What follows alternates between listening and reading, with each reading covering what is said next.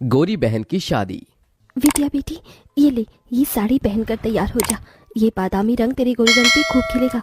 और हाँ, अच्छे से मेकअप करना ताकि लड़के वाले तुझे देखें तो देखते ही रह जाए। ठीक है मेरी प्यारी माँ। तभी बाहर से कांच टूटने की आवाज आती है। मालती गुस्से में बौखलाकर बाहर आती है जहां कंचन पोछा लगा रही थी। मालती को देखते ही कंचन सहम सी गई। क्यों री काली करमजली, आज मेरी बेटी के लिए कितना बड़ा दिन है। तूने जानबूझकर इस शुभ घड़ी में कांच तोड़ दिया। नहीं माँ, मैं तो पोछा लगा रही थी, गलती से गुलदस्ता गिर गया।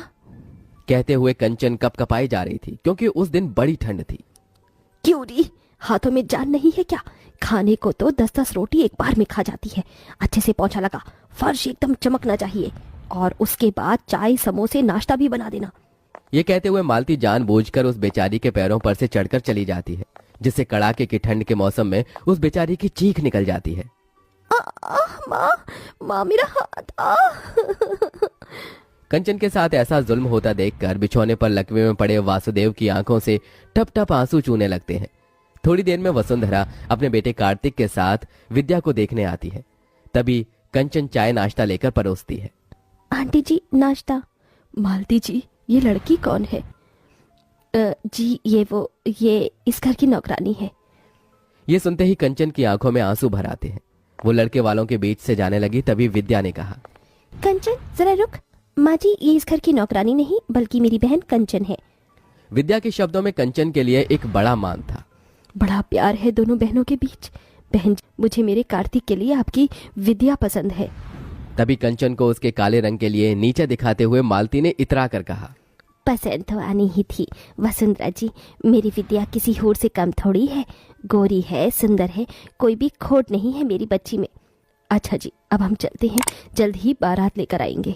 वसुंधरा के जाने के बाद मालती कंचन पर आग बबूला होकर बोली, क्यों री काली कलोटन, तुझे कहा था ना कि अपने बदसूरत मुंह पर घूंघट ओढ़ कर बाहर आने को।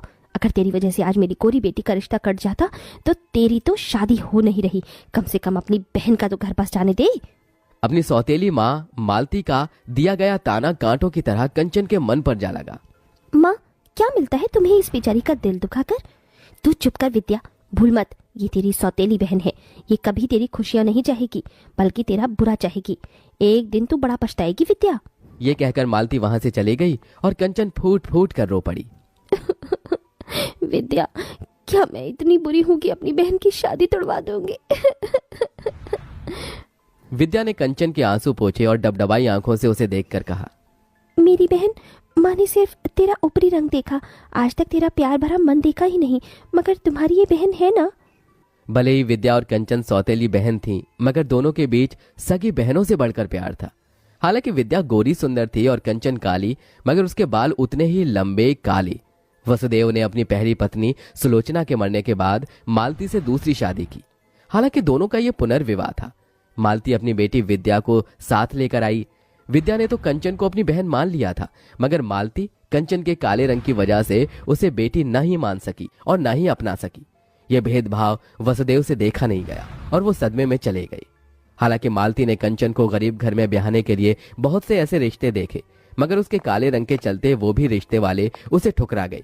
क्योंकि कहते हैं ना, नियति का तय हुआ कोई नहीं टाल सका। जिसके बाद विद्या की शादी अमीर घर में तय हो गई और गुजरते दिन के साथ शादी की रस्में अब शुरू हो गईं। विद्या बेटी, देख, मैंने तेरे हल्दी और मेहंदी के लिए 2 लहंगे बनवाए हैं। सुंदर है? हाँ माँ, बहुत सुंदर है। पर माँ, कंचन के लिए लहंगा? कंचन का नाम सुनते ही मालती चिढ़ गई। अरे शादी तेरी है, उसकी थोड़ी होने वाली है। दुल्हन तू है और कंचन मेरी बहन। अरे देख, इस पीले वाले लहंगे में कितने अच्छे बेल बूटे हैं और ये हरा वाला लहंगा मेहंदी के टाइम पर पहनना है। तेरी माँ ने कैमरे वाले को भी बुलाया है और तू चिंता मत कर, उसे भी दे दूंगी मैं कपड़ा। थैंक यू माँ। मालती ने कंचन को देखते हुए उसे एक बड़ा पुराना सा सूट पहनने को दिया, जो कि कई जगह से फटा भी था। एरी कर लो, ये ले, पहन लियो तू। बिना किसी शिकायत के कंचन ने उसे स्वीकार कर लिया और विद्या को हल्दी मेहंदी लगने लगी। पड़ोसनों ने गाना बजाना भी शुरू कर दिया। हल्दी लगाओ रे, तेल चढ़ाओ रे, बन्नों का गोरा बदन चमकाओ रे। मेरी बच्ची कितनी सुंदर लग रही है। अरे मालती, अब क्या विद्या को हल्दी में ही नहला देगी? और क्या, रज रज के हल्दी लगाऊंगी, तभी तो मेरी विद्या का गोरा रंग खिलेगा। सबने बारी बारी से विद्या को हल्दी लगाई, मगर कंचन एकदम पीछे खड़ी थी। कंचन, तू अपनी बहन को हल्दी नहीं लगाएगी? आना, दूर क्यों खड़ी है? तभी मालती ने कंचन को हल्दी लगाने से रोक दिया। क्या हुआ माँ, तुमने मुझे रोक क्यों दिया? क्योंकि मैं नहीं चाहती कि तू अपने इन मनहूस काले हाथों से मेरी बेटी को हल्दी लगाए। कहीं मेरी बेटी का रिश्ता टूट गया तो? इतना अच्छा घर द्वार मिला है।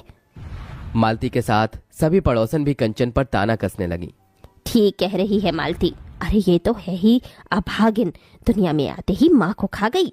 वही तो, इसे तो इस शादी के शुभ रस्मों से भी दूर ही रखो, इसकी काली नजर न लग जाए। होने वाली दुल्हन को वैसे भी इतनी गोरी और सुंदर जो है। बस बहुत हुआ, मैं मानती हूँ कि मेरी बहन का मुझे हल्दी लगाना मेरे लिए शुभ है। कंचन, मुझे हल्दी लगा। कंचन ने अपनी गोरी बहन को हल्दी मेहंदी लगाई, तभी कुछ हल्दी उसके चेहरे पर लग गई। हे राम, ये तो अपशकुन है, दुल्हन की हल्दी इसे भी लग गई। कंचन उस हल्दी को धोने लगी, तभी रुक जा कंचन, कहने दे इन्हें जो कहना है, मेरे लिए ये शुभ शगुन है। मुझे तो डर है बहना, कहीं ये कल लो अपनी बहन की शादी काट कर खुद ना दुल्हन बन जाए। ये सुनकर तो जैसे मालती के मन में डर बैठ गया। शादी का दिन भी आ गया। कंचन विद्या के लिए खुश भी थी और उदास भी। विद्या, आज तू अपनी सवागन बहन को छोड़कर ससुराल चली जाएगी और मैं इस घर में तेरे बिना अकेली रह जाऊंगी।